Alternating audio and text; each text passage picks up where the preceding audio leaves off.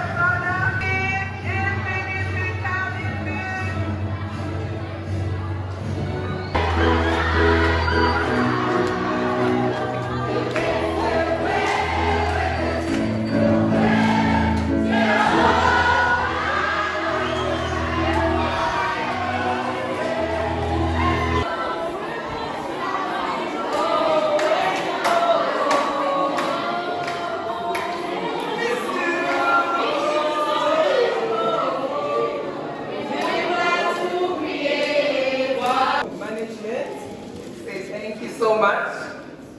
Oh, really miss you. I think I should have that I have flatteries. Lord, you definitely miss you. And we definitely miss you. But we'll be calling upon you.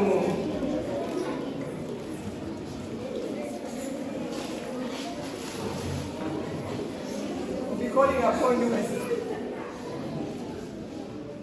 Thank you so much. This is from the teachers. That's from management. So, to honor Mrs. Mulubwa, as she goes, we're going out, we're going to go in a single family. Yeah.